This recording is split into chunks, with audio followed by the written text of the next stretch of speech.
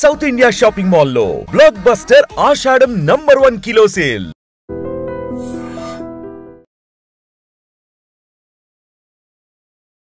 నమస్కారం, welcome to I dream. ధర్మ మార్గం విత్ విజిత కార్యక్రమానికి స్వాగతం.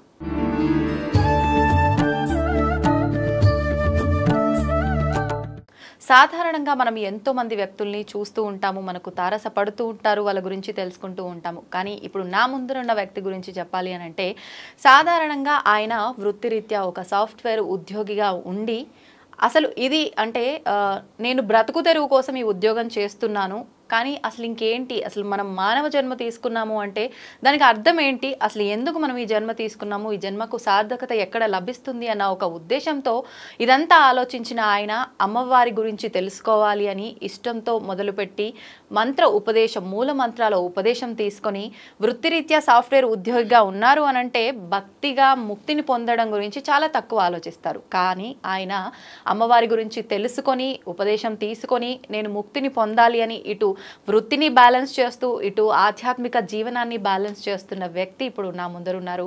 ఆయన శ్రీ విద్యా గ్రంథ రచయిత పసుమర్తి వెంకట దుర్గా సుబ్రహ్మణ్యం గారు. ఇప్పుడు వారితో మాట్లాడి లలిత సహస్రనామాల గురించి కానివ్వండి, శ్రీ విద్య గురించి కానివ్వండి, వారు స్వతహాగా ఒక 4 పుస్తకాలు కూడా రాయటం జరిగింది. అసలు ఆ పుస్తకాల్లో ఏమున్నాయి, రాయాల్సిన సందర్భాలు ఎందుకు వచ్చాయి, ఇవన్నీ కూడా ఆయనతో మాట్లాడి తెలుసుకునే ప్రయత్నం చేద్దాం. నమస్కారం అండి.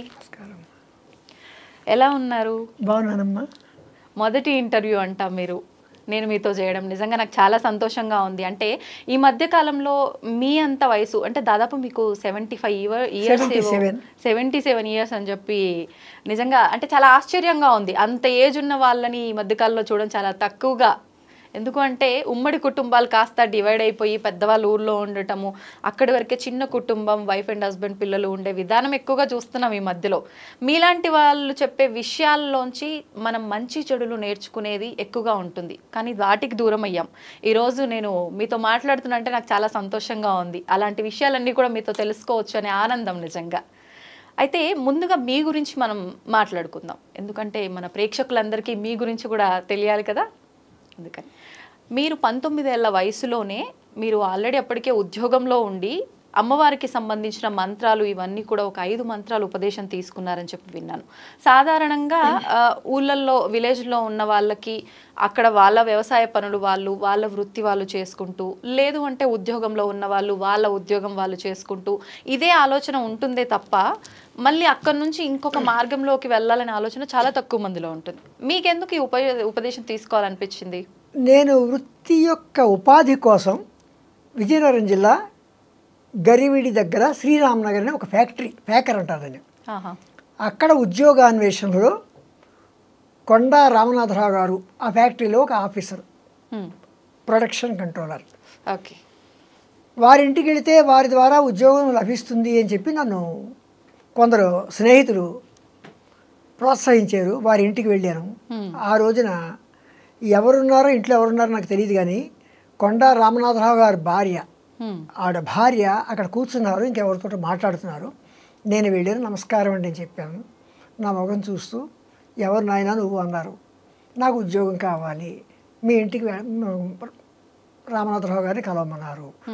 వారిని కలవడానికి వచ్చాను. అసలు నువ్వేం చేస్తావు, ఏం చేస్తావు? చదువు పూర్తి చేసుకున్నాను. చదువు అంటే అప్పటికి మెట్రికులేషనే. చదువు పూర్తి చేసుకున్నాను, అందుచేత నాకు ఉద్యోగం కావాలి, మా ఇంట్లో ఉండిపోమన్నారు. మరి ఎందుకు ఉండిపోమన్నారు నాకు తెలియదు, కానీ మరి ఏమిటి అక్కడ వెనకాల ప్రేరణ, ఏ దైవం యొక్క ప్రేరణ కానీ నేను ఉండిపోయాను. వారింట్లో చిన్న సంచితో వెళ్ళాను, కట్టుకోవడానికి 2 జతల బట్టలు, అది ఉండిపోయాను. ఆ రోజు వారింట్లో భోజనం చేశాను. రాత్రి అక్కడే వారు నాకు అన్ని ఏర్పాటు చేశారు పడుకోవడానికి. అది కంపెనీ ఇచ్చిన ఇల్లు, కొంచెం పెద్దది.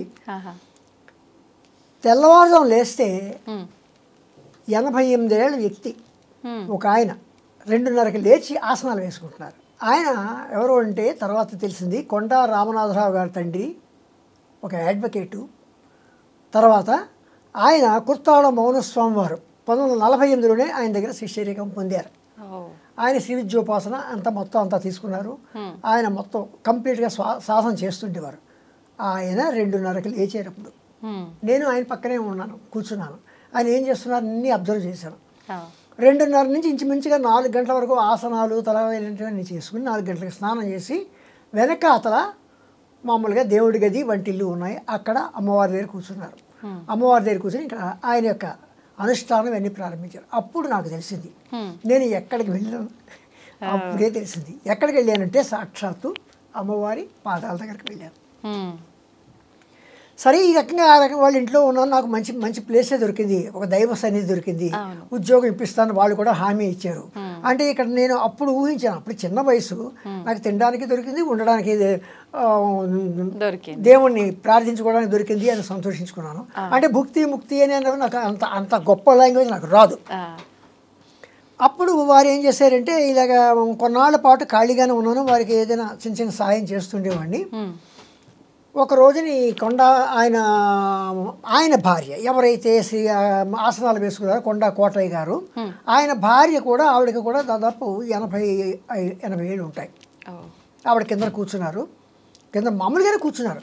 మనం కూర్చొని ఈ రోజున కూర్చోలేము, అటువంటి కిందనే కూర్చున్నారు. ఇలా రాని తగ్గట్టు పిలిచారు.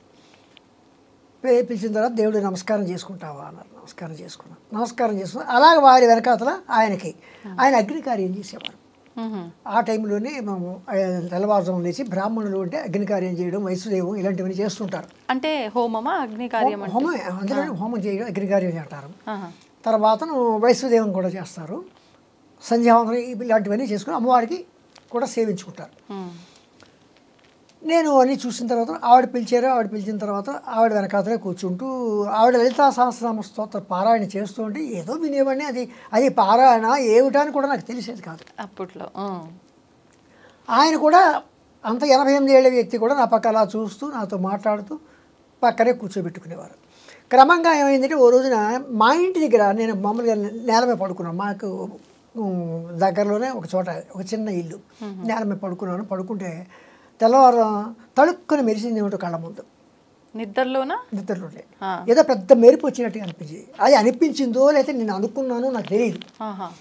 తెల్లవారు మళ్ళీ మామూలుగా వాళ్ళ ఇంటికి వచ్చినప్పుడు ఏం చెప్పానంటే ఇలాగా అన్నాను, ఏం లేదులే నేను నీకు మంత్రోపదేశం చేస్తాను అని మొట్టమొదటిసారిగా నాకు గణపతి మంత్రాన్ని, మహాగణపతి మంత్రాన్ని నాకు ఉపదేశించారు. అది రాసిచ్చారు, ఉపదేశించారు. వారికి ఉపదేశించే హక్కు ఉంది, అర్హత ఉంది కనుక నాకు ఆ గణపతి మంత్రాన్ని ఉపదేశించారు. ఇది జాగ్రత్తగా చేసుకో, ఇది కొంచెం ఒక వారం రోజులు చేసుకున్న తర్వాత నీకు బాలా త్రిపుర సుందరి మంత్రాన్ని చెప్తాను. ఆ రకంగా వారింట్లో గణపతి, బాలా త్రిపుర సుందరి, శక్తి పంచాక్షరి, చివరిసారిగా పంచదశి, ఈ 4 మంత్రాలు నాకు ఉపదేశం ఇచ్చారు వారే. అదే సమయంలో ఆయన కొడుకు కొండ రామనాథరావు గారు అని చెప్పి ఉద్యోగం కోసం వెళ్ళారు కదా, ఆయన ఫ్యాక్టరీలో ఇంటర్వ్యూకి తీసుకెళ్లారు. ఉపదేశం అయిపోయిన తర్వాత ఉపదేశం ఇది మామూలే, ఇది జరుగుతుంది. తీసుకెళ్ళారు. అక్కడ ఆయన ఏం చేశారంటే మామూలుగా ఇంటర్వ్యూ జరిగింది. ఆ ఇంటర్వ్యూలో కూడా కొంచెం నాకు తెలిసిన ఆ వయసుకు తెలిసిన రకంగానే నేను ఆన్సర్ చేశాను. వాళ్ళకి నచ్చింది, నాకు ఉద్యోగం ఇచ్చారు. అంటే అక్కడ భుక్తి, ఇక్కడ వీరి దగ్గర ముక్తి, నాకు 2 కూడా సమకూరే కనుక అలా కొన్నాళ్ళు ఉన్నాను. అప్పటికి వారు ఏం చేశారంటే IBM వారి కొన్ని మిషన్స్, అంటే ఆ రోజు పంచికార్డ్ డేటా ప్రాసెసింగ్ అంటారు, అది అకౌంటింగ్ పర్పస్ ఆ కంపెనీ తెచ్చుకుంది అద్దెకి. అవి రెంట్కి తెచ్చుకుంటారు. ఆ రోజుల్లో IBM రెంట్కి ఇచ్చేది హైర్ బేసిస్ మీద. ఆ డిపార్ట్మెంట్లో ఆయన డేటా ప్రాసెసింగ్ ఆఫీసర్గా వాళ్ళే అపాయింట్ చేశారు, ఆ కంపెనీ వాళ్ళే. ఆయన నన్ను ఏం చేశారంటే క్లార్క్గా నన్ను తీసుకున్నారు ఆ డిపార్ట్మెంట్లోకి. ఆ తర్వాత ఏమైందంటే నేనే అప్పటికి కలకత్తా IBM తోటి కొంచెం చిన్న పరిచయం ఏర్పడింది. ఆ ట్రైనింగ్ అయితే బాగుంటుందని చెప్పి unit record machine operator course, ఈ రోజు దాన్ని ప్రోగ్రామరు అంటారు. కంట్రోల్ ప్యానల్ వైరింగు, డిఫరెంట్ రిపోర్ట్స్కి వైరింగ్ చేయడం, ఇలాంటివన్నీ కంట్రోల్ ప్యానల్ వైరింగ్ ఉండే ఆ రోజు. ఆ రకంగా నేను ఆయన ద్వారా ఆ కంపెనీ స్పాన్సర్షిప్ మీద కలకత్తాలో 1972లో నేను IBM వారి దగ్గర ట్రైనింగ్ అయ్యాను. అది నా సాఫ్ట్వేర్ యొక్క అంటే ఈ కొండ రామనాథరావు గారు నాకు సాఫ్ట్వేర్ ఫీల్డ్లోకి అడుగు పెట్టించారు. ఆయనే నాకు ఈ కంట్రోల్ ప్యానల్ వైరింగ్ ఇవన్నీ కూడా శ్రద్ధగా అక్కడ ట్రైనింగ్ అయ్యింది. అప్పుడు నాకు ఏమైందంటే అనుకోకుండా నేషనల్ ఇన్స్టిట్యూట్ ఆఫ్ ఓషనోగ్రఫీ గోవాలో ఈ వర్క్ తోటి నాకు అక్కడ ఇంటర్వ్యూ వచ్చింది. అప్పటికి నేను మెడిటేషన్ ఓకే. అయినప్పటికీ నాకు ఉద్యోగం. ఎంతమంది 75 మంది దాదాపు ఇండియా నుంచి అందరూ ఇంటర్వ్యూకి వచ్చారు. కేరళ నుంచి ఒకతను, ఆంధ్రప్రదేశ్ నుంచి నేను, గోవాలో ఒక అబ్బాయిని, మొత్తం 3 అబ్బాయిలు తీసుకున్నారు. మేము 3 అలా కంటిన్యూ దాదాపు 4 సంవత్సరాలు వర్క్ చేశాను అక్కడ. అది సెంట్రల్ గవర్నమెంట్. కానీ సాఫ్ట్వేర్ ఫీల్డ్ ఇంకా డెవలప్ అవ్వాలని చెప్పి నేను మెడ్రాస్ వచ్చేసాను. ఓకే. సాఫ్ట్వేర్ సర్వీసెస్లో, క్యామియో సాఫ్ట్వేర్ సర్వీసెస్లో అక్కడ డేటా ఎంట్రీ, అప్పటికి డేటా ఎంట్రీ సిస్టమ్ వచ్చేసింది, పీసీలు కూడా వచ్చాయి. అప్పుడు నేను అక్కడ డేటా ఎంట్రీ ఆపరేటర్గా చేరాను. చేరినప్పుడు ఏమైందంటే జైపూర్ షుగర్ కంపెనీ వారి యొక్క హెడ్ ఆఫీస్ అక్కడ ఉంది. వారి ఫ్యాక్టరీ ఎక్కడ ఉందంటే వెస్ట్ గోదావరిలో ఉంది. వాళ్ళకి ఏమైంది, డేటా ఎంట్రీ ఆపరేటర్ కావాల్సి వచ్చారు. పీసీల మీద డేటా ఎంట్రీ ఆపరేటర్ నన్ను తీసుకున్నారు. నేను ఇక్కడికి వస్తే నేను ఒక్కడే కనుక నాకు అప్పటికే దాదాపు ఇంచుమించుగా 15 years ఎక్స్పీరియన్స్ ఉండడం చేత అన్నాను ఆ డిపార్ట్మెంట్కి, మన హెడ్ ఆఫ్ ది డిపార్ట్మెంట్ కావచ్చు, ప్యూర్ కావచ్చు, క్లార్క్ కావచ్చు, అన్నీ ఆ హోల్ అండ్ సోల్ నన్నే చేశారు. నన్నే చేసి నాకు తెలుసున్న పరిచయంతో ఈ కొండా రామనాథరావు గారు తీసుకున్న శిక్షణతోటి ఆ డిపార్ట్మెంట్ డెవలప్ చేసి 10 మంది స్టాఫ్ మెంబర్స్ వచ్చే స్థితికి నేను డెవలప్ చేసి ప్రోగ్రామింగ్ కూడా నా అంతటి నేను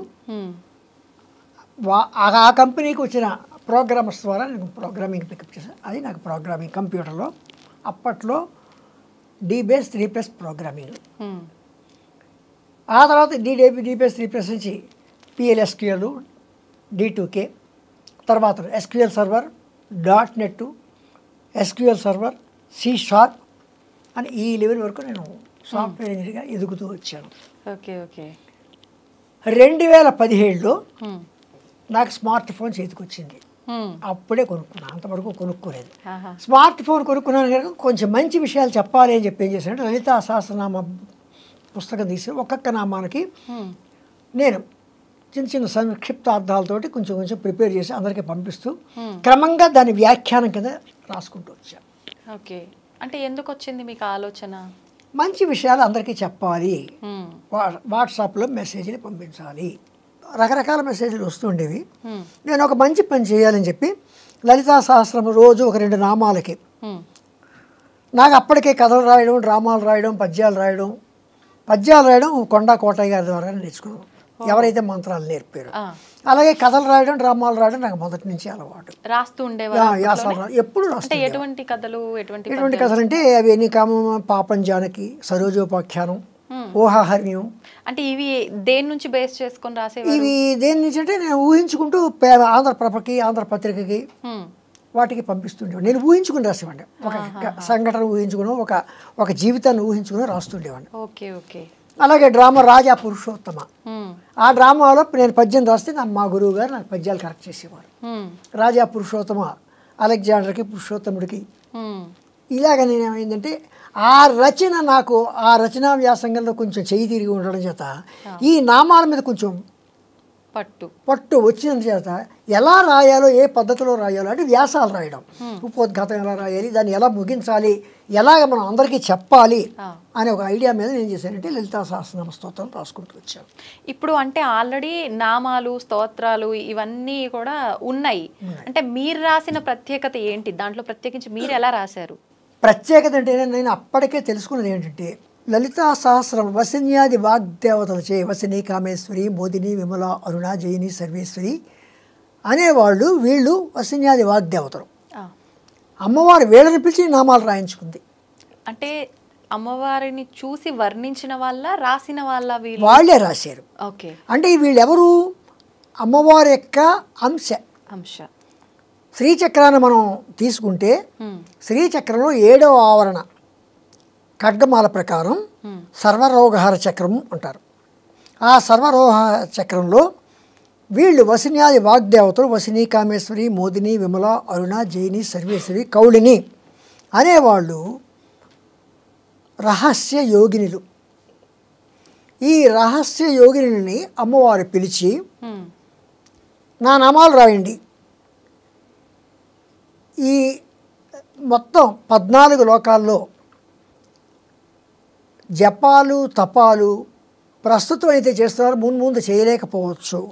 రాను జనజీవనం ఎలా ఉంటుందంటే అంతా కంప్లీట్గా త్వరితగతిని ముందుకు వెళ్ళిపోవాలి, ఎక్కడ భోజనం చేయడం, అక్కడ ఉద్యోగానికి పారిపోవడం, ఇలాగ ఉంటుంది. ఉరుకులు పరుగులు జీవితం గడపవలసి వస్తుంది. ఇలాంటి గడప వస్తున్నప్పుడు రాను రాను కలియుగంలో ఇవన్నీ మరిచిపోయే పరిస్థితి వస్తుంది. కనీసం నా నామాలని స్మరణ చేస్తే చాలు, వారికి ముక్తి లభిస్తుంది. తర్వాత నా నామాలు నాకు చాలా ఇష్టము, ఎవరైతే వీటిని నామాలతో నన్ను స్తుతిస్తారో దానివల్ల నేను చాలా సంతోషపడి వారికి ముక్తిని ప్రసాదించుతాను అని చెప్పి అమ్మవారు ఏం చేసిందంటే ఈ 14 లోకాల్లోని అందరి కోసం కూడా ఆవిడ తన నామాలు రాయమని తన అంశలోని, అంటే తనలోనే ఒక చక్రం ఉంది, సర్వరోగహర చక్రం, అంటే 7వ ఆవరణ. ఆ 7వ ఆవరణలోని ఈ 8 మందిని పిలిచి అడిగింది. వాళ్ళు వాగ్దేవతలు. ఆ నుంచి క్ష వరకు ఉన్న అక్షరాలకు వాళ్ళే దేవతలు, వాళ్ళే ముఖ్య దేవతలు. ఇంకా ఉన్నారు దేవతలు, కానీ వీళ్ళు 8 మందికి 8 గ్రూపులు. ఆ నుంచి ఆహా వరకు, కా నుంచి జ్ఞ వరకు, చా నుంచి ఇణ వరకు, టా నుంచి నా వరకు, తా నుంచి నా వరకు, పా నుంచి మా వరకు, యారా లావా శేష సహాళక్ష అని 2 గ్రూప్, మొత్తం 8 గ్రూపులకి 8 మంది వసిన్యాది వాగ్దేవ. ఈ అక్షరాలు ఏంటండి మీరు చెప్పినవి? సంస్కృత అక్షరాలు. మనం నిత్యం అంటే వీటికి దేవతలకు సంబంధం ఏంటి? సంబంధం ఉంది. ఏంటి? అమ్మవారే మాతృకా వర్ణ రూపిణి. ఈ అక్షరాలు కదా మనం పలుకుతున్నాం. అవును. ఈ అక్షరాల కూర్పే కదా మన మాటలు వస్తున్నాయి. ఈ అక్షరాల కూర్పే కదా సకల గ్రంథాలు వెలువడుతున్నాయి. కనుక ఈ వీళ్ళందరూ కూడా అక్షర దేవతలు. ఒక్కొక్క అక్షరానికి ఒక్కొక్క దేవత ఉంది. అమృత, ఆకర్షణి, ఇంద్రాణి, ఈశాని, కాళరాత్రి అంటే కాఖగా గాయ, ఇలాగా 51 సంస్కృత అక్షరాలకి, అందుకే అమ్మవారిని మాతృకా వర్ణ రూపిణి అని కూడా అన్నారు. వీళ్ళు 10 దేవతలు. ఈ 10 దేవతలకి ఒక్కొక్క సమూహానికి మామూలుగా చెప్పుకోవాలి గ్రూప్. ఆ నుంచి ఆహా వరకు ఒక గ్రూపు, కా నుంచి ఇలాగా ఈ 8 గ్రూపులకి వసిని, కామేశ్వరి, మోదిని, విమల, అరుణ, జైని, సర్వేశ్వరి, కౌళిని అని వీళ్ళు 8 మంది 8 గ్రూపులకి చీఫ్ లీడర్స్, హెడ్, ముఖ్య దేవతలు. ఇంకా చెప్పాలంటే వసిని, కామేశ్వరి, మోదిని అంటే మన కంఠంలోను, పెదవుల్లోను, దంతాల్లోను, అంగుళ్ళలోను, నాలుక మీద మాట బయటకు వచ్చే విధానం, తర్వాత లోపల పలికే విధానం, బయటకు వచ్చే విధానం, ఇలాగ ఈ 8 మందికి కూడా వీళ్ళే. అంటే మనం పలికే శబ్దాలన్నీ కూడా వసిన్యాది వాగ్దేవతల యొక్క అనుగ్రహం ఉంటే బాగా మాట్లాడతాం, లేకపోతే అడ్డమైన మాటలతోటి దూషిస్తూ ఉంటాం. ఇప్పుడు మొత్తానికే మాటలు రాని వాళ్ళకి వీళ్ళ అనుగ్రహం లేదని, అనుగ్రహం లేదు. అనుగ్రహం లేకపోబట్టి వాళ్ళకి మాట కూడా మాట్లాడలేకపోతారు. ఆ రకంగా అందుచేతను మాటలు అనుగ్రహం ఉంటేనే మంచి మాటలు వస్తాయి. అనుగ్రహం లేకపోతే రకరకాల మాటలు ఏవేవో వస్తుంటాయి. అలా అన్నమాట. అలాగా అటువంటి వాగ్దేవతలను పిలిచి అమ్మవారు ఏం చేసిందంటే నా చక్రం గురించి, నా తత్వం గురించి మీకు బాగా తెలుసు కనుక మీరు నా నామాలు రాయండి అన్నారు అమ్మవారు. చెప్పి అమ్మవారు ఏం చేసిందంటే వాళ్ళ చేత నామాలు రాయించింది. అంటే ఇది లోక కళ్యాణం, ఒక రకంగా లోక కళ్యాణార్థము. అంటే ఇప్పుడు మనం యాగాలు, హోమాలు ఇవన్నీ ఎలా చేస్తామో అమ్మవారే లోక కళ్యాణం కోసము తన నామాలు రాయించుకుంది. ఎందుకు రాయించుకుంది? తనని ఎంత పొగిడితే, ఎందుకంటే ఆది పరాశక్తి, ఆవిడే మూలము. ఎలాగా? ఆది అంతము లేనిది. మొదటి నుంచి కలియుగం, సృష్టికి ముందు, సృష్టితోటి, సృష్టి తరువాత కూడా ఆవిడే ఉంది. కానీ సృష్టి స్థితి లయకారకులు అని చెప్పి త్రిమూర్తుల గురించి చెప్తారు. వాళ్ళకి ఆ కార్యక్రమాలు ఏర్పాటు చేసింది కూడా ఈవిడే. ఆది పరాశక్తి అంటే శక్తి మూలం. శక్తే మూలం. ఇప్పుడు శక్తి అంటే మనమైతే లలిత అమ్మవారిగా అంటే స్త్రీ దేవతగా మాట్లాడుకుంటున్నాం, కానీ శక్తికి మగ ఆడ అనేది ఉంటుందంటారా? శివశక్తి ఐక్యం అన్నారు కదా. ఎవరు? సాక్షాత్ పరమేశ్వరుడు. అక్కడ ప్రేరణ ఉంది, ప్రేరణ పొందేవాళ్ళు ఉన్నారు, ఇద్దరు ఉన్నారు. శివశక్తి ఐక్యము. శివునికి కూడా అమ్మవారే శివజ్ఞాన ప్రదాయిని. అలాగే శివ స్వాధీన వల్లభ, ఆయన దగ్గర ఆయన్ని స్వాధీనం చేసుకునేది కూడా ఆవిడే. అంటే ఇప్పుడు సాధారణంగా వాడుక భాషలో పెద్దవాళ్ళు చెప్తూ ఉంటారు శివుడాజ్ఞ లేనిదే చీమైనా కుట్టదు. అంటే ఈయనకు ఆజ్ఞిచ్చే ఆవిడ అమ్మవారా? ఓకే, ఈయన మనకు ఆజ్ఞనిస్తే ఆయనకు ఆజ్ఞనిచ్చేది. వీరిద్దరూ ఒకరినొకరు వీరు అంటే ఆవిడ ప్రత్యేకించి ఏమి లేరు. అందుకే అర్ధనారీశ్వర స్వరూపము. మీరు ఎలా అడిగారు కనుక ఈ నేను తయారు చేసిన ఫోటో మీకు తెలియజేస్తాను. ఓ, ఇది మీరే తయారు చేశారా? అర్ధనారీశ్వర పరమాత్మ 14 లోకాలు సర్వం శివ శక్తైక్యం. శివశక్తి ఐక్యము. ఓ, అంటే అందుకే అంటారు కదా పార్వతీ పరమేశ్వరులు ఉన్నారు మీరు, మీకు నమస్కారం చేస్తున్నాను అంటారు. అంటే పార్వతీ పరమేశ్వరు అందుకనే కదా పెళ్ళి అయ్యేటప్పుడు ఒక అమ్మాయి ఏం చేస్తుంది, గౌరీ పూజ చేస్తుంది. అమ్మవారు లోక కళ్యాణం కోసం, ఈ రోజుల్లో లోక కళ్యాణం కోసం యాగాలు యజ్ఞాలు హోమాలు ఎలాగైతే చేస్తుంటామో అమ్మవారు ఈ స్ఫూర్తిని ఆనాడే ఇచ్చింది. ఎలా చేసింది? తన కోసం రాబోయే తరాల్లో, రాబోయే కాలాల్లో, రాబోయే యుగాల్లో హోమాలు యజ్ఞాలు యాగాలు అందరూ చేయలేరు, రాను రాను ఉరుకులు పరుకులు జీవితాలు గడపవలసి వస్తుంది. అటువంటిప్పుడు సూక్ష్మంలో మోక్షం కలిగించాలని చెప్పి తన నామాలను అమ్మవారు రాయమని చెప్పింది. ఎందుకు చెప్పింది? తనే మాతృకలలో సప్తకోటి మంత్రాధినేత. ఎన్ని మంత్రాలు, మొత్తం మంత్రాలన్నిటి కూడా తానే సప్తకోటి మంత్రాధినేత. సప్తకోటి అంటే 7 కోట్ల మంత్రాలకి ఆవిడే అధినేత. అన్నున్నాయా మనకు మంత్రాలు? ఆ 7 కోట్ల మంత్రాలని మళ్ళీ వసినీ మంత్రాలు, కామేశ్వరి మంత్రాలు, మోదిని మంత్రాలు, విమల మంత్రాలు, అరుణ మంత్రాలు, జైనీ మంత్రాలు, సర్వేశ్వరి మంత్రాలు అని మళ్ళీ 8 గ్రూపులుగా 8 సమూహాలుగా ఆ మంత్రాలని అమ్మవారే. అంటే వసిని అంటే కొన్ని మంత్రాలు వశం కోసం, పరిస్థితులు వశం చేసుకోవడం కోసం, కామేశ్వరి కోరికలు తీర్చుకోవడం కోసం, మోదిని ఆమోదించడం కోసం, ఇలాగా ఈ సప్తకోటి మంత్రాలని 8 సమూహాలుగా చేసి ఈ వసిని, కామేశ్వరి, మోదిని, విమల, అరుణ, జైని, సర్వేశ్వరి, కౌళిని అనే ఈ 8 వాగ్దేవతల చేత అటువంటి మంత్రాధినేతలైనటువంటి వాళ్ళు వీళ్ళు. అటువంటి సప్తకోటి మంత్రాధినేత అయిన అమ్మవారు ఏం చేసిందంటే తన మీద నామాలు రాయమంది. అంటే ఏ మంత్రం తీసుకున్నా, ఏ నామం తీసుకున్నా ఒక మంత్రం ఉచ్చరించినట్లే. ఒక్కొక్క మంత్రంలోనూ కూడా ఒక్కొక్క నామంలో కూడా నామ మంత్రము అవుతుంది. ఒక నామం చెప్తే ప్రతి నామం ఒక్కొక్క నామ మంత్రం అవుతుంది. ఎందుకని? అక్కడ రాసిన వాళ్ళు ఎవరు? వసిని, కామేశ్వరి వాగ్దేవతలు రాశారు. అందుకని అంత అది అని ఏమంటాం అంటే అంత శక్తివంతమైనవి మంత్రాలు రాయమని చెప్పింది కనుక ఈ వసిన్యాదులు అమ్మవారు చెప్పినట్టుగా రాశారు. ఇప్పుడు అంటే ఆవిడ అంశగా ఈ వసిన్యాది వాగ్దేవతలని ఆమె అంటే క్రియేట్ చేసి ఒక రకంగా సృష్టించి వీళ్ళతో రాపించింది. వీళ్ళతోటే రాపించడానికి వెనకాల కూడా ఏదైనా ఆంతర్యం ఉందా? ఉంది. ఏంటండి? వీళ్ళెవరు? సర్వరోగహర చక్రంలో వీళ్ళెవరంటే రహస్య యోగినులు. వీళ్ళు వాగ్దేవతలు. అంటే రహస్యంగా ఉన్న వాళ్ళన? రహస్యం అంటే రహస్య యోగినులు. రహస్య యోగినులను వీళ్ళు ఎందుకన్నామంటే వీళ్ళ భావాలు, వీళ్ళని మనం అనేక రకమైన భావాలు తీసుకోవచ్చు. మనకి తెలియని భావాలు ఎన్నో అందులోంచి వస్తాయి. అంటే అక్షరాల్లో కూడా, అమ్మవారి నామాల్లో కూడా అనేకమైన భావాలు వస్తాయి. ఒక నామం తీసుకుని శ్రీమాత్రే నమః అన్నాం. ఆ మంత్రం వెనక ఎన్నో భావాలు ఉంటాయి. ఇప్పుడు ఈ శ్రీమాత్రే నమః ఒక్క మంత్రం కనుక చేసుకుంటే లలిత సహస్రనామాలు మొత్తం చేసిన ఫలితం ఉంటుందా? ప్రతిదానికి మనం షార్ట్ కట్లు ఊహించుకుంటూ కూర్చుంటే ఇంకా జీవితమే షార్ట్ కట్ అయిపోతుంది. అది తప్పు. అది తప్పనిసరి పరిస్థితిలో మనం షార్ట్ కట్ ఉపయోగించుకోవాలి తప్ప ప్రతిదానికి షార్ట్ కట్ తీసుకుని అలా అయితే ఇంకా అక్కర్లే.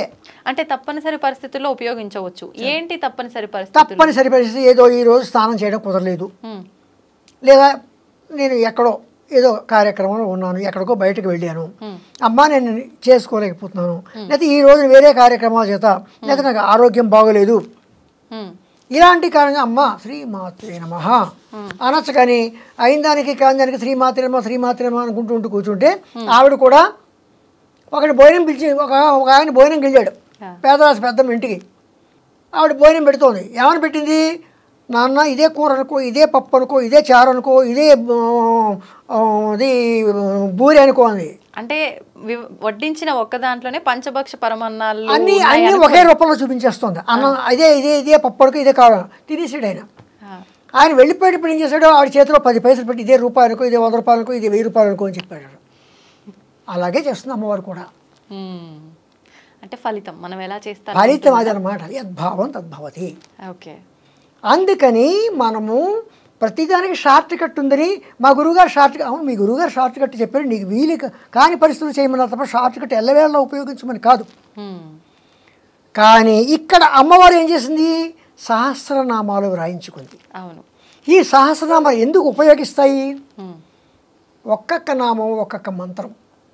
అందుకే నేనేం చెప్పాను, ప్రథమ నామ మంత్రము శ్రీమాత్రే నమః, రెండవ నామ మంత్రము శ్రీ మహారాజ్ఞే నమః అని ప్రతిదానికి నామ మంత్రం అని పేరు పెట్టాను నేను నా వ్యాఖ్యానంలో. అంటే ప్రతి నామం ఒక మంత్రమే. ఎందుకని, ఆవిడ 7 కోటి మంత్రాధినేత. అందుకనమాట సర్వ మంత్రాత్మిక అని ఒక నామమే ఉంది అమ్మవారికి.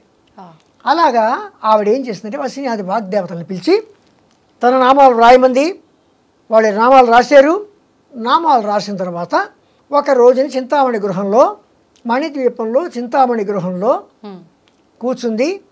చుట్టూ కోట్లాది రూపాయల బ్రహ్మలు, ఒక బ్రహ్మ ఒక సరస్వతి వస్తే వాళ్ళకి తృప్తి కలగదు కనుక కోట్లాది రూపాయల్లో వచ్చారు. లక్ష్మీనారాయణులు కోట్లాది రూపాయల్లో వచ్చారు. గౌరీ రుద్రులు కోట్లాది రూపాయల్లో వచ్చారు. మహాచతుషష్టి కోటి యోగిని గణ దేవతలకు వచ్చారు. తర్వాత అందరూ మొత్తం వారాహి రాజశ్యామల అమ్మవారి యొక్క బలగం అంతా అక్కడ ఆ చింతామణి గృహంలో సమావేశమై ఉంటే అంతవరకు ఈ లలితా సహస్రనామాలు అనేవి ఎవరికి తెలియని పరిస్థితిలో అమ్మవారు ఒక చిరునవ్వు చూస్తూ అక్కడే కూర్చున్న వసిన్యాది వాగ్దేవతల్ని నేను చెప్పిన పని ఏం చేశారు అన్నట్టుగా వారికి ఒక సంజ్ఞ ఇచ్చింది. ఏం పని చెప్పారు, నామాలు రాయమంది. వెంటనే వాళ్ళు లేచారు, నిలబడ్డారు. ముక్త కంఠంతో ఒకే కంఠంతో శ్రీమాత అన్నారు. చెప్పడం మొదలు పెట్టారు. ముందేమన్నారు, శ్రీమాత, శ్రీ మహారాజ్ఞి, శ్రీమత్ సింహాసనేశ్వరి, రాజాదిరాజ రాజమార్తాడ రాజ వైభోగం అని చెప్పి రాజులు వస్తుంటూ అంటుంటారు కదా. అలా ఇక్కడ అమ్మవారు ఏం చేశారంటే శ్రీమాత, శ్రీ మహారాజ్ఞి, శ్రీమత్ సింహాసనేశ్వరి. ఇంకేముంది, ఆవిడ ఒక్కసారి ఆవిడ తబ్బిబ్బి అయిపోయింది. చూస్తోంది, నవ్వుతోంది. ఇంకా ఏం చెప్తారో అని. చిదగ్నికుండ సంభూత, నువ్వు ఇలా పుట్టేవమ్మా, ఎక్కడి నుంచి పుట్టావో, చైతన్యాగ్నిలోంచి పుట్టేవమ్మా. ఎందుకు పుట్టేవమ్మా, దేవకార్య సముద్యత. ఎందుకు పుట్టేవో, దేవతల యొక్క వారి యొక్క బాధలను తీర్చడానికి పుట్టేవమ్మా. ఇంకా అక్కడి నుంచి ఆవిడ యొక్క స్థూల రూపాన్ని ముందు వర్ణించడం. అలా ఉంటావమ్మా, ఇలా ఉంటావమ్మా, నీ కళ్ళు ఇలా ఉంటాయి, నీ ముక్కు ఇలా ఉంటుంది. ఎలాగా, చతుర్బాహు సమన్విత, రాగస్వరూప పాశాఢ్య, క్రోధాకార అంకుశోజ్వల, మనోర్గుపేక్షు కోదండ, పంచతన్మాత్ర సాయక, నిజాలన ప్రభాపూర మధ్య బ్రహ్మాండ మండల, చంపకాశోక పున్నాగ సౌగంధిక లసత్కజ, కురువిందమణి శ్రేణి, ఇవన్నీ పొగుడుతున్నారు. ఈ శిరోజాలమ్మ, శిరోజాల యొక్క వాసన, మల్లె పుష్పాలు ఇవన్నీ తీసుకుని వాటి వాసన చెప్పుకుంటున్నాయి. ఈ ముక్కు ఎలా ఉంది, సంపంగి మొగ్గలా ఉంది, అప్పుడే ఇచ్చిన సంపంగి మొగ్గలా ఉంది. ఈ కళ్ళు ఎలా ఉన్నాయి, చేపలు, చేప పిల్లల్లో ఉన్నాయి. ఎలాగా, ముఖచంద్రకళంకా విశేష వదనస్మర్మాంగలి గృత వక్త్రలక్ష్మీ పరివాహ చలన్ మీనాభలోచన. అమ్మవారి యొక్క సౌందర్యమైన ఈ ముఖంలో, ఆ ప్రవాహంలో వక్త్రలక్ష్మీ పరివాహ చలన్ మీనా, చేప పిల్లలు కదులుతున్నట్టుగా ఉన్నాయి ఆ కళ్ళు. ఎంత మంచి వర్ణన. వక్త్రలక్ష్మీ పరివాహ చలన్ మీనాభలోచన, నవచంపక పుష్పాభనాసాదండ, అప్పుడే ఇచ్చిన నీ ముక్కమ్మ సంపంగి మొగ్గలా ఉందమ్మా అంట మనం. అలాగే నవచంపక పుష్పాభనాసాదండ విరాజిత, తారాకాంతి తిరస్కారి నాసాభరణం. అమ్మా నీ ముక్క ఎలా ఉందంటే శుక్ర నక్షత్రం కన్నా, అంటే నక్షత్రాలన్నిటికన్నా కాంతి పొందిన శుక్ర నక్షత్రం కన్నా ఇంకా దేదీప్యమానంగా, ఇంకా కాంతులు, తారాకాంతి తిరస్కారి నాసాభరణ వాసన, కదంబ మంజరీ క్లుప్త కర్ణపూర మనోహర. నీ చెవులు ఎలా ఉన్నాయి, కదంబ పువ్వులు, అంటే కదంబ మంజరి క్లుప్త కర్ణపూర మనోహర అంటే కదంబం అంటే కదంబ పుష్పాలు. పుష్పం. ఈ కదంబ పుష్పాలు ఇక్కడ గుర్తులు ఉన్నాయట. కదంబ మంజరి క్లుప్త కర్ణపూరం తాటంక యుగళీభూత. సూర్య చంద్రులు ఇద్దరు కూడా ఇక్కడ అమ్మవారికి తాటంకములు, చెవి దుద్దులు. తాటంక యుగళీభూత తపనోడప మండల పద్మరాగ శిలాదర్శ పరిభావి కపోనము. ఈ రెండు ఎలా ఉన్నాయంటే ఒకటి అద్దంట, ఒకటేమో పద్మరాగ మణిలాగా నున్నగా ఎలా ఉన్నాయంటే పరమేశ్వరుడు తన ఈ ఇందులో తన ముఖాన్ని చూసుకుంటున్నట్టు తన అందం ఎలా ఉందో అని చెప్పి అమ్మవారి యొక్క ఈ కపోల ఇక్కడ ఒక్కసారి. అందుకే శంకరాచార్యుల వారు ఏమన్నారంటే ఈ గడ్డంట పరమేశ్వరుడికి పిడిట. ఈ పిడి పట్టుకుని ఇలా ఇలా తిప్పుకుంటున్నట్టు, ఇక్కడి పక్క చూసుకుంటున్నట్టు ఇటు పక్క చూసుకుంటున్నట్టు తన అందాన్ని. అలాగా పద్మరాగ శిలాదర్శ పరిభావి కపోలము నవవిద్రుమ బింబసేని ఎక్కార్యదనచ్చద.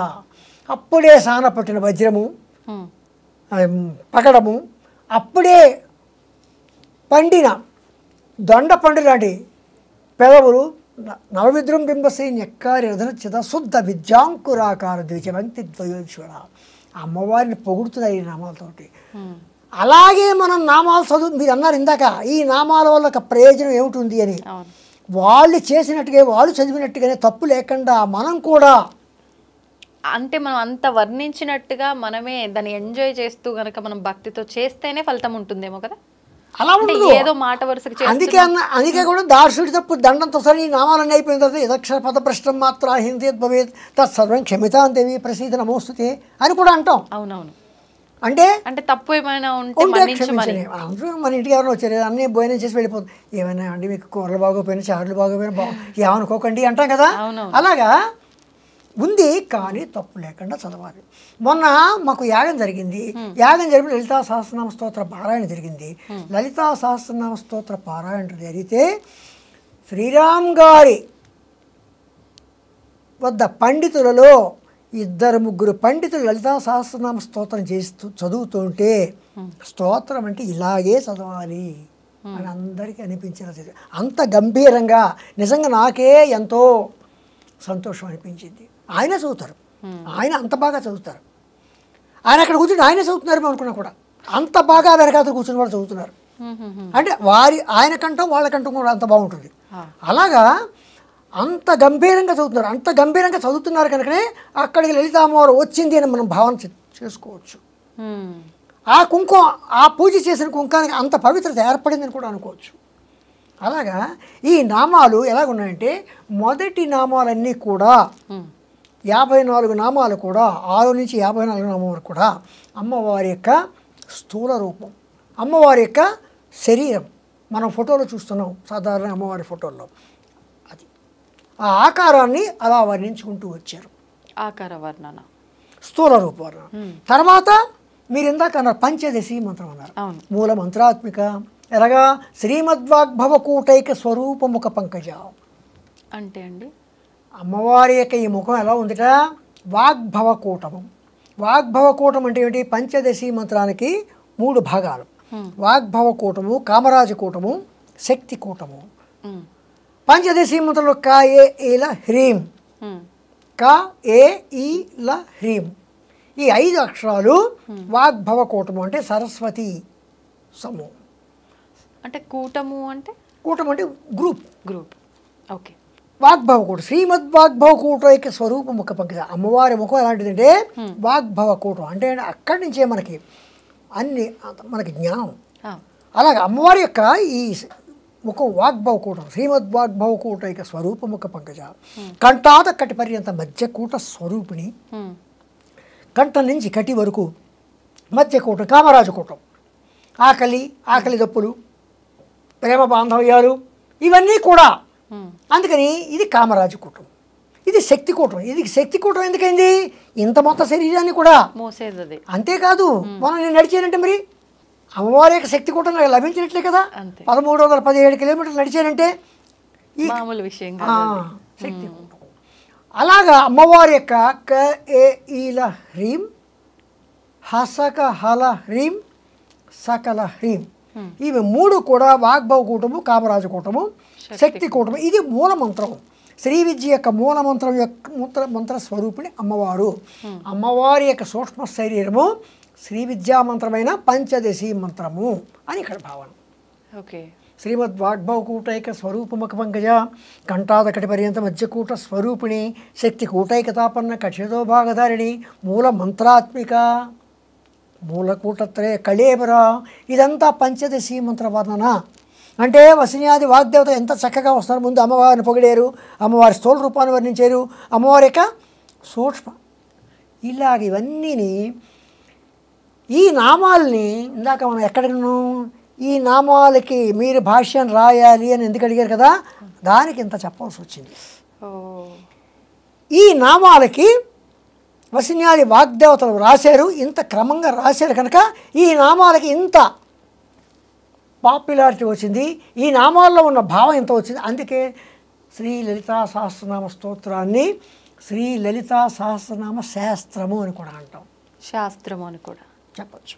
ఎందుకంటే సకల శాస్త్ర సర్వ మంత్ర ఎలాగనంటే ఛందస్సార శాస్త్రసార మంత్రసార తలోదరి అనే అమ్మవారిని ఛందస్సార శాస్త్రసార అని కూడా అన్న అమ్మవారిని. అమ్మవారికి ఆ నామాలు ఉన్నాయి. అలాగా ఈ నామాలన్నీ కూడా రాయబడ్డాయి కనుక ఇలాంటి నామాలు వసిన్యాది వాగ్దేవతలు రాస్తే అమ్మవారు ఏం చేస్తుందంటే నామాలు మాత్రమే కాదు ఈ నామాలకు ఒక భాష్యం రాయాలి అని ఏం చెప్పారు.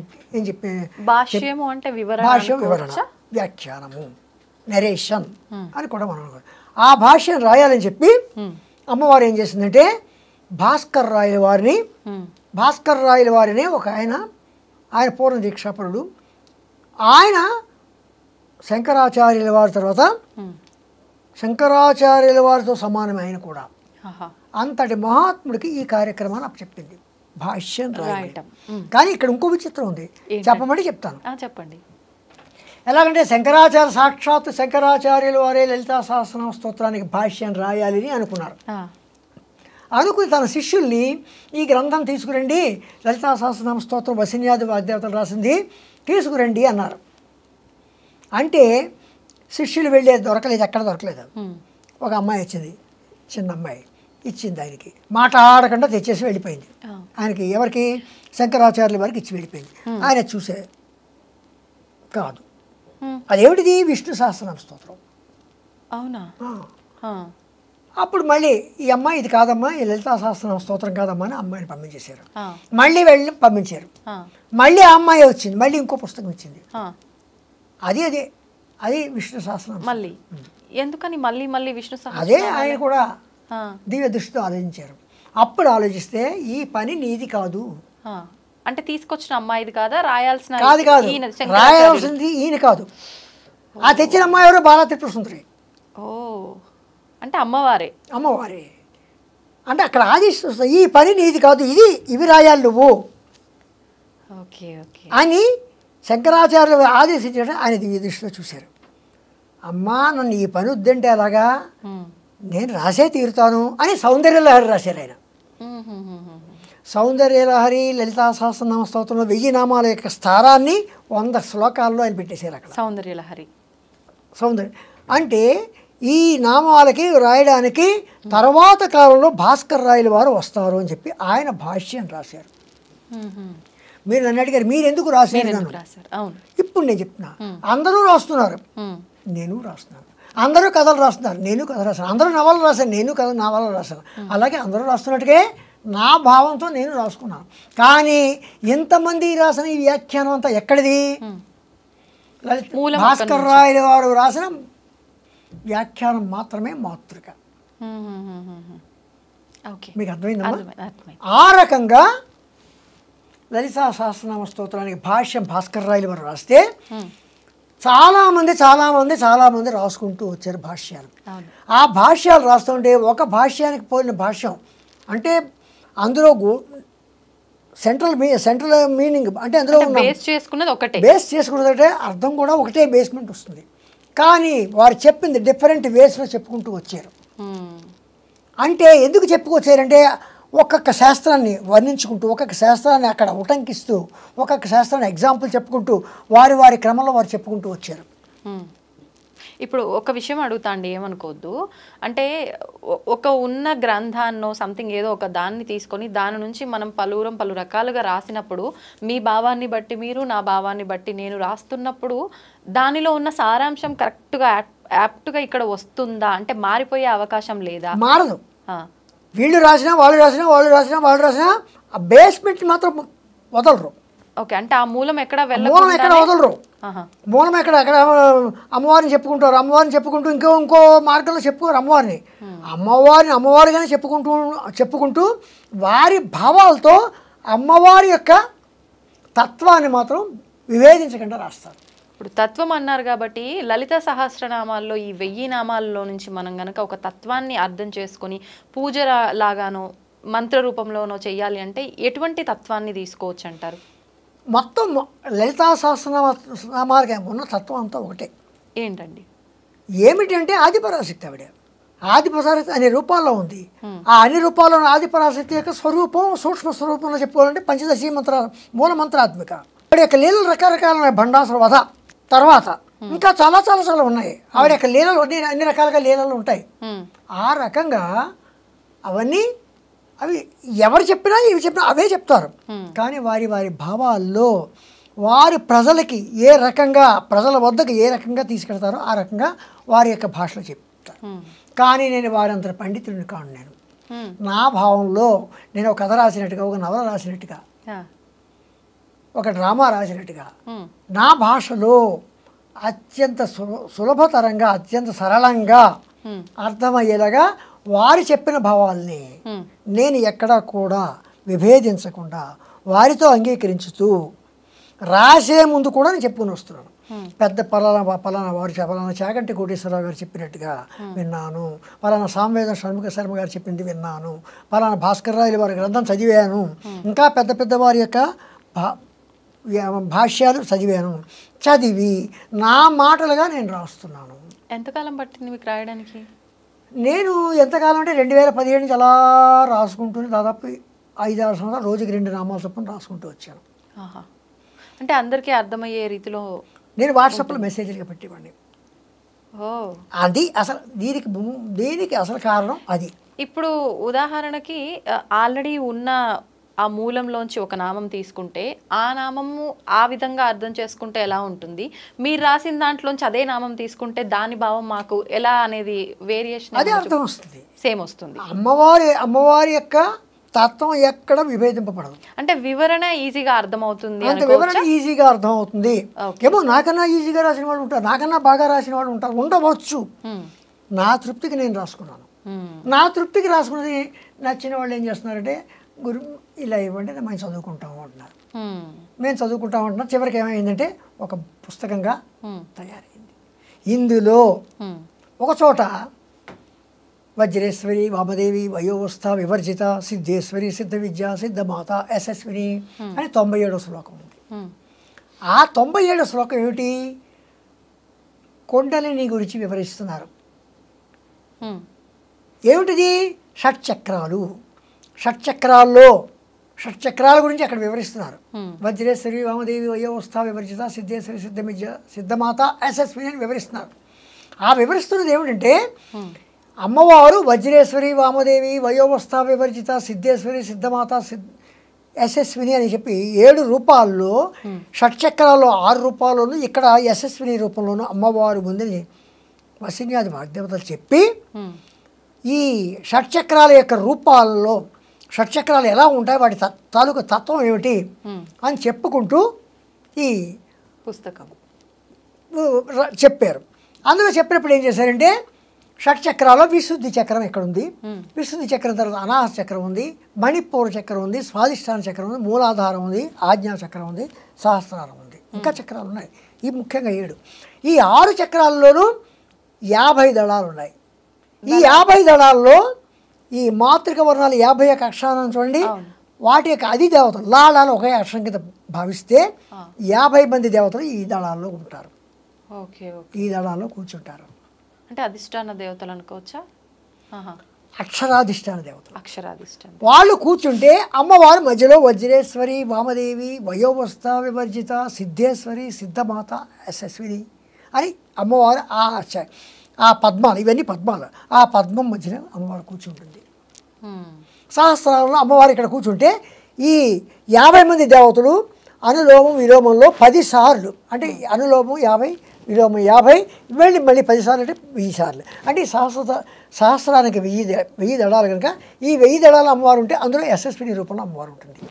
అంటే అమ్మవారు ఈ మంత్రాది ఈ అక్షరాది దేవతలందరూ కూడా మధ్యలో అమ్మవారు కూర్చుంటుంది. అందుకే అమ్మవారు మూల మంత్రాత్మిక అని కూడా చెప్పబడింది. ఓకే. ఇప్పుడు అంటే చాలా వరకు అన్ని రకాల మంత్రాలు అందరూ చేయడానికి వీల్లేదంటారు. ఇప్పుడు ఇవి మాత్రం తీసుకుంటే నామాలు, కానీ ఒక్కొక్క నామం ఒక మంత్రంతో సమానం.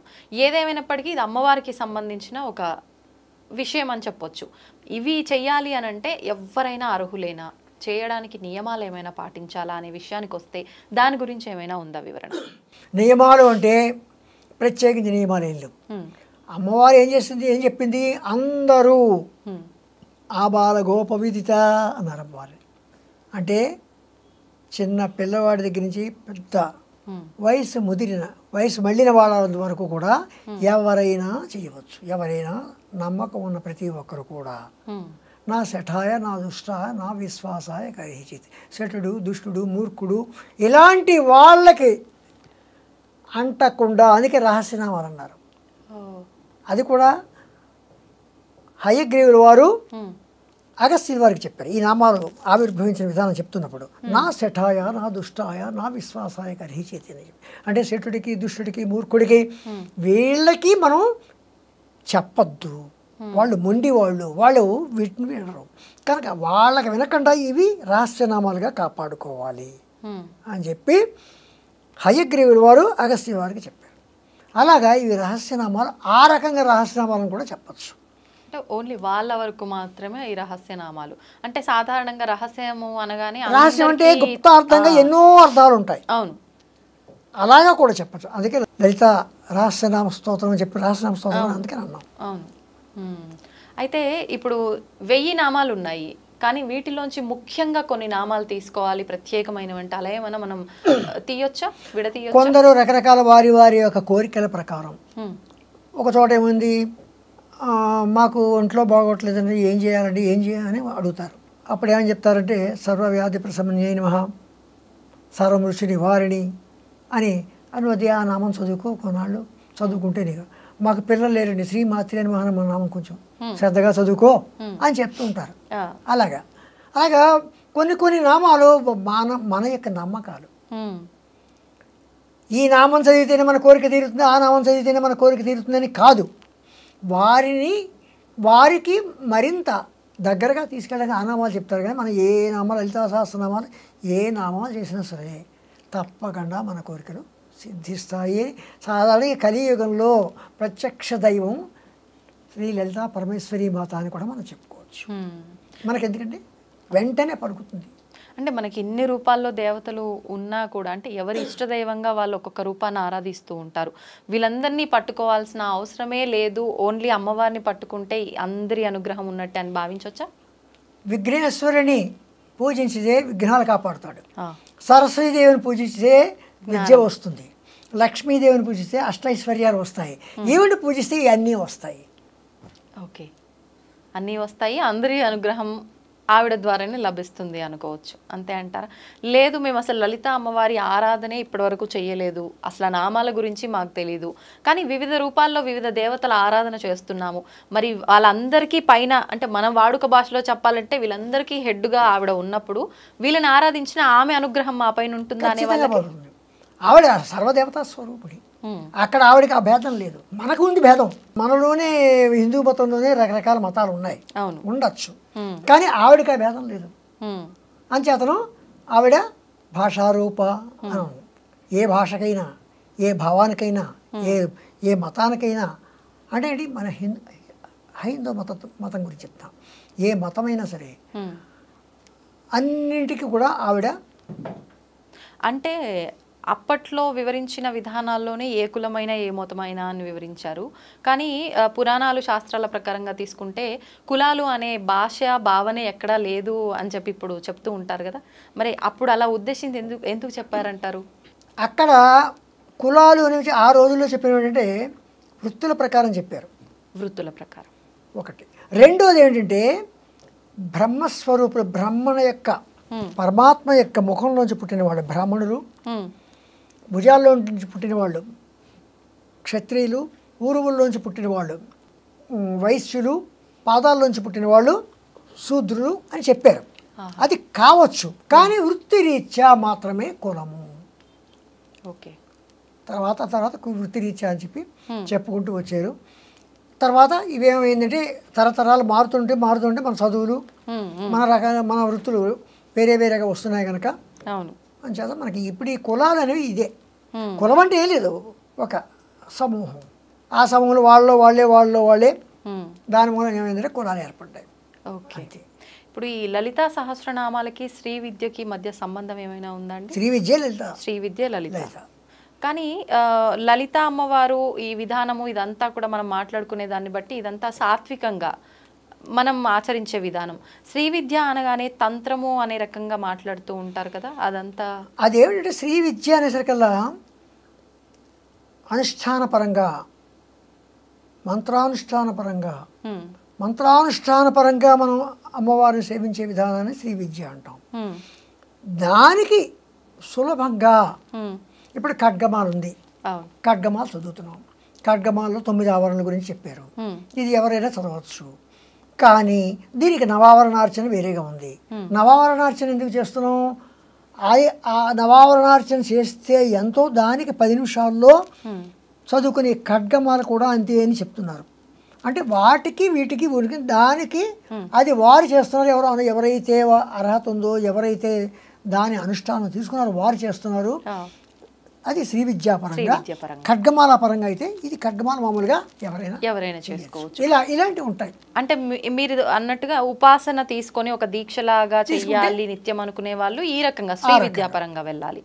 లేదు మేమంతా నార్మల్గా ఎటువంటి నియమాలు ఇవన్నీ లేవు చేసుకుంటాము అనుకుంటే ఖడ్గమాల ప్రకారం కానీ లేదా సహస్రనామ పారాయణ కానీ లేదా శతనామ పారాయణ కానీ ఇలా ఏవో పారాయణలు చేసుకోవచ్చు. స్తోత్రాలని మనం పారాయణ చేస్తాం. ఇప్పుడు ఈ సహస్రనామ పారాయణ చేయాలి అని అంటే పర్టికులర్గా ఒక సమయం ఏమైనా చూసుకోవాలంటారా? నా ఉద్దేశంలో అయితే ఇది కూడా అమ్మవారిని స్తుతించడమే కనుక ఎప్పుడు పెడితే అప్పుడే స్తుతించుకోవచ్చు. కాకపోతే ఏంటంటే మన పద్ధతి ప్రకారం ఏంటంటే బాత్రూమ్కి వెళ్ళిన బట్టలు కాకుండా శుచి శుభ్రత మాత్రం పాటించాలి.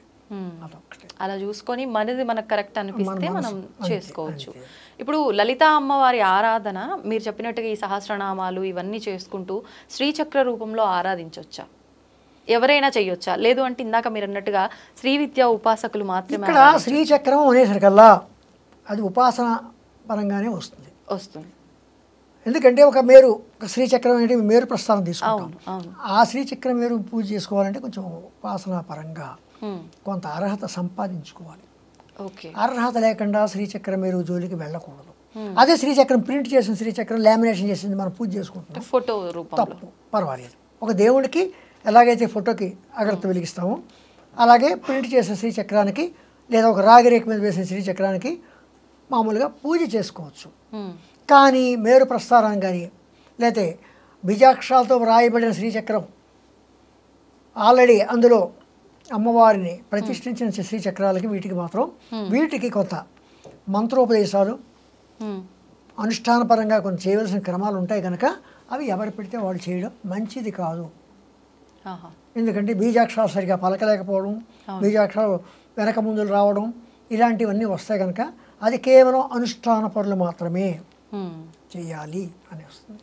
ఓకే. అంటే ఇప్పుడు ఇందాక మీరు ఆల్రెడీ చెప్పున్నారు, మనం గనక ఈ సహస్రనామాలు అందరూ చదవాలి, సమయంతో పని లేదు, ఏదైనా తప్పులు ఉంటే ఆఖరణ మన్నించమని ఎలాగూ వేడుకుంటాం, కానీ తప్పులు చదవకుండా మాత్రం చెయ్యాలి అని చెప్పి తెలియకుండానే అది నోరు తిరగటంలో కానివ్వండి ఏదో రకంగా తడబడటమో ఆ తప్పులు అనేది దొర్లుతూనే ఉంటాయి.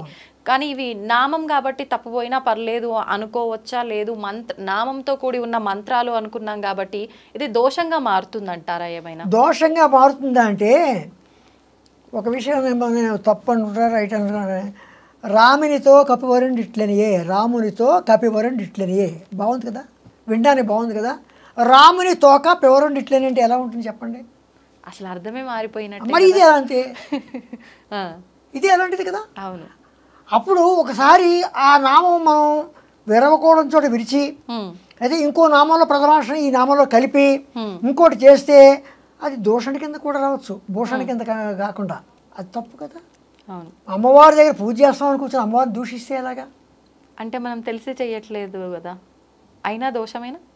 అందుకే కొంచెమైనా మనం తెలుసుకోవాలి, కొంతైనా తెలుసున్న వారి దగ్గర మనం తెలుసుకోవడం మంచిది. ఏం పర్వాలేదు, చేస్తే మంచిదేమంటే చేస్తే చేసేయచ్చు, తప్పేం లేదు, ఆవిడ ఏమనుకోదు. కానీ అది మంచిది కాదు. ఆవిడే క్షమిస్తుంది, ఆవిడ శిక్షించదు. శిక్ష అనేది అమ్మవారు ఎప్పుడు కూడా శమము దమము తితీక్ష తన భక్తులకి ఉండమంటోంది, తనలోనూ ఉంచుకుంది. తితీక్ష అంటే ఏమిటి? అవతల వాడు అపకారం చేసినా మనం అపకారం చేయకూడదు, అమ్మవారి తత్వం అది. ఓకే. అలాగే తన భక్తులకు కూడా అదే గుణం, శమము దమము తితీక్ష, ఈ 3 గుణాలు ఉండాలని అమ్మవారు చెప్తోంది. ఆ గుణాలు ఉండాలి. శ్రీ విద్యో అంటే అమ్మవారిని ఎవరైతే పూజించుతున్నారో ఎవరిని దుర్భాషలు ఆడకూడదు, ఎవరిని ఏమీ అనకూడదు, వీలైనంత వరకు కూడా ఒకరికి బాధ కలిగేలాగా చేయకూడదు అని చెప్తున్నారు. ఓకే. ఇప్పుడు ఈ లలితా సహస్రనామాల్లో సదాశివ కుటుంబిని అనే ఒక నామం అనేది ఉందా? అంటే దాన్ని మనం శివతత్వం ఇక్కడ ఇమిడీకృతమైంది అనుకోవచ్చా? దీన్ని ఎలా తీసుకోవచ్చు? శివ కుటుంబం ఎవరు? షణ్ముఖుడు, గణపతి. శివ కుటుంబం ఫోటోలే మన దగ్గర ఉంటాయి. అవును, అంతే.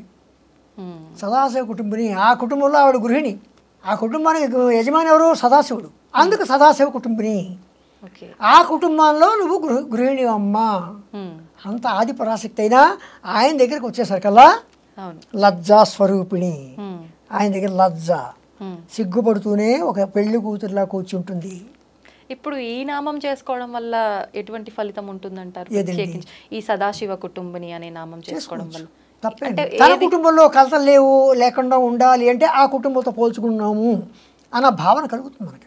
సదాశివ కుటుంబిని అని ఎప్పుడైతే అమ్మో అమ్మవారి కుటుంబం, అమ్మవారి ఉండి షణ్ముఖుడు, తర్వాత గణపతి, తర్వాత పరమేశ్వరుడు, తర్వాత అమ్మవారు, వాళ్ళు నలుగురు కూడా లోకాన్ని రక్షిస్తున్నారు. అలాగే వాళ్ళు కూడా అన్యోన్యంగా ఉంటున్నారు. కనుక మనం కూడా అన్యోన్యంగా అంటే మంత్రం 10 సార్లు మనం చేస్తున్నామంటే మనం ఎలా ఉండాలి అనే ఒకటి. అంటే మనం అమ్మవారి పూజ చేస్తున్నాం కనుక అబద్ధం ఆడకూడదు, అమ్మవారి పూజ చేస్తున్నాం కనుక వేరే ఆలోచన ఉండకూడదు. వచ్చింది కదా అక్కడ క్రమశిక్షణ ఏర్పడుతుంది కదా, అది అన్నమాట. అంతేగాని అమ్మవారు పూజ చేసిన మళ్ళీ క్రమశిక్షణ చేయదు, మనలో పరివర్తన కలుగుతుంది. ఇప్పుడు మీరు అన్నందుకు నాకు ఒకటి గుర్తొచ్చింది. అంటే అమ్మవారిని పూజిస్తున్నాము, ఆరాధిస్తున్నాము, పారాయణం చేస్తున్నాం కాబట్టి ఇలా ఉండాలి అని మనం కొన్ని నియమాలు పెట్టుకుంటాం. కానీ చేస్తున్నంత సమయం మాత్రమే. తర్వాత యథావిధిగా ఎవరి ఆహార నియమాలను బట్టి వాళ్ళు ఆహారం తీసుకోవడం కానివ్వండి, వృత్తిరీత్యా ఇంకేదో రకంగా వాళ్ళ నిత్యం జరిగే పనులన్నీ కూడా చేస్తూ ఉంటారు. అట్లాంటప్పుడు కొంతమందిలో ఒక చిన్న సందేహం ఉంటుంది. అంటే ఉదాహరణకు మాంసాహారులు, శాకాహారులు తీసుకోండి.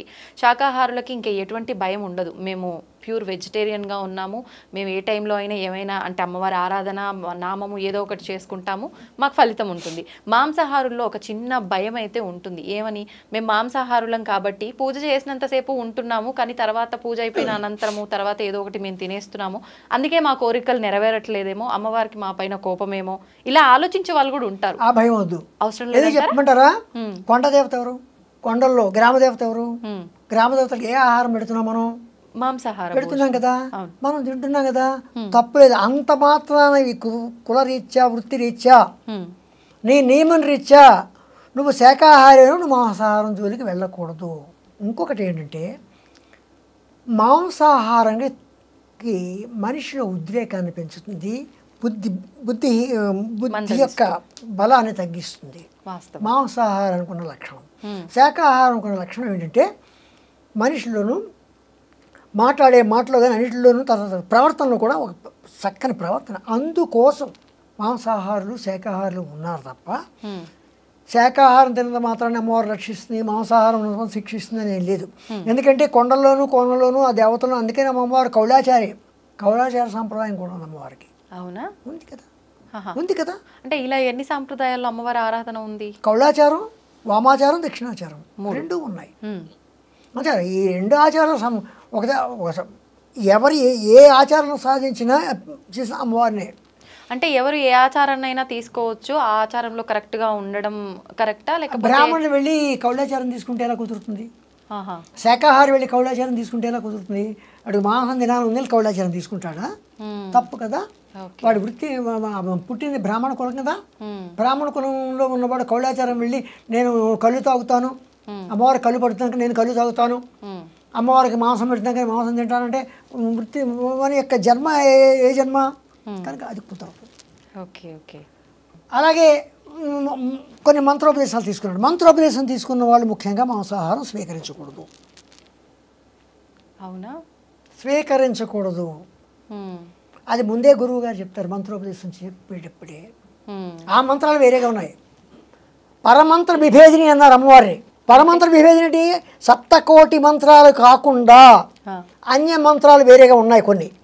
అటువంటి మంత్రాలు అమ్మవారు విభేదించుతుంది. అలాగే ఆ మంత్రం గల వాళ్ళని అమ్మవారు విభేదిస్తుంది. పరమంత్ర విభేదిని అంటే ఆ మంత్రాలను విభేదిస్తుంది, వాళ్ళని కూడా విభేదిస్తుంది. ఓకే. అంటే మనం తీసుకునే ఆ మంత్ర దీక్షని బట్టి నియమాలు ఉంటాయని అనుకోవచ్చు. మనం తీసుకునే మంత్రాలన్నీ కూడా 7,000,000 మంత్రాల్లోనే ఉంటాయి. కొందరు ఏం చేస్తారంటే కొన్ని చేతబడి మంత్రాలు ఇవన్నీ మంత్రాలు ఉన్నాయి నేను అనుకోను, ఉన్నాయేమో. ఒకవేళ ఉంటే అలాంటి మంత్రాలు కానీ ఉంటే నిజంగా వాటి ప్రభావం చూపిస్తున్నది అంటే అమ్మవారు పరమంత్ర విభేదిని. సంతోషం అండి, నిజంగా చాలా సంతోషంగా ఉంది మిమ్మల్ని కలిసినందుకు. చాలా మంచి మంచి విషయాలు తెలుసుకోవడం జరిగింది. వీలుంటే మరొక మంచి వీడియోలో మరిన్ని మాటలు మాట్లాడుకోవాలని చెప్పి ఆశిస్తున్నాను. ధన్యవాదాలు.